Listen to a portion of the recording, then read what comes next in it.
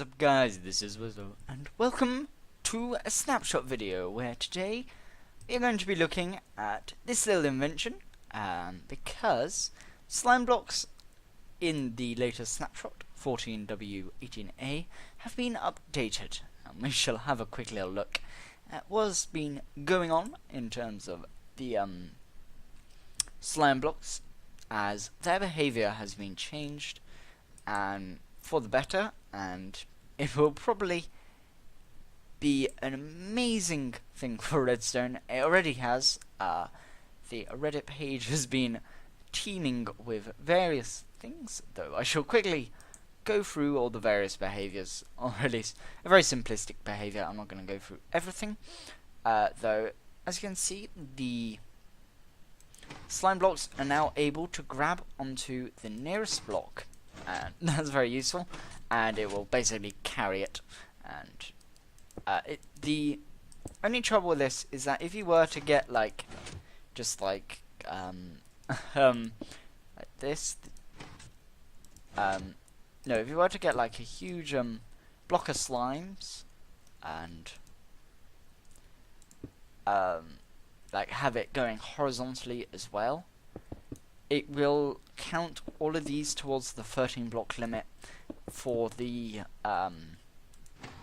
13 block limit that pistons carry. Let me just like add on. Let's try and reach the block limit. Yeah, as you can see, it will no longer work, which is not exactly useful, but it's good to see that there is some limit construed on it. And as you just saw from that, it won't like take a huge batch of items and just carry it. It will only try and grab. And also, as we saw here, if we were to replace this with slime block, that slime block isn't going to be dragged along. It's only the ones which are influenced by pistons.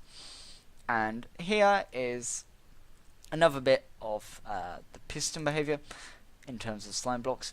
It will essentially, these slime blocks will refuse to move unless the block that it is going to attach to can also be removed. So if we remove that block, as you can see, it will now work. And that's all very well and dandy. I'm sure that many people are gonna be thinking of tons of ideas, though a bit of a sneaky addition. This was kind of very much pomp and ceremony while it was introduced, is this. As you can see, slime blocks, when powered by a piston, will now throw you upwards. And this is very useful in terms of elevators, because rather than just having pistons push you up in a little bit of a runner style thing, this will kind of, this, if used correctly, will bounce you up. So here I have kind of stage 1 of my builds. This is like the first concept, and if we look in here, as you can see, there's a little button. If we hit it, we shall fail. This is the tested version, so it doesn't work all the time, though it does seem to be a bit buggy than normal. Let's try it one more time. This is rather weird. Let's just try this one more time, see whether it can behave for us. There we go. This is very much the first version I did. The next one is much more stable. Though if we come here, as you can see, it will then look out the exit. So to get down, all you do is just hit the button. You'll bounce a few times, and then you can eventually step out. And that's very well and dandy. Though I did work and refine it to this little thing, and this is much more stable. I speak too soon. This is the first time in about... There we go. As you can see, it's got about a 1 in 50 chance of failing, or thereabouts. And there isn't really too much redstone. That's probably the best thing about it. It's... I'm not going to say cheaper than the ones which have pistons going all the way up. It is probably cheaper in terms of iron. So you won't have to have as many pistons, though it probably requires about the same amount of redstone, and you also have to invest in these little slime blocks as well, which are quite a resource to come by, especially if you do not have a slime farm. So that's the main resource issue, is the slime farm. And I've just kind of made this out of glass just so you can see everything. The blocks that the glass are made out of, you don't have to worry about.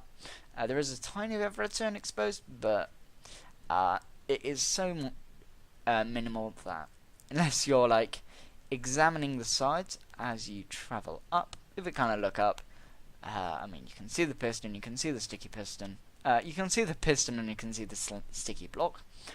But other than that, I mean, unless you're kind of really squinting, you wouldn't really be able to see it, especially if you were to be keeping the tunnel in terms of the wiring kind of shaded out.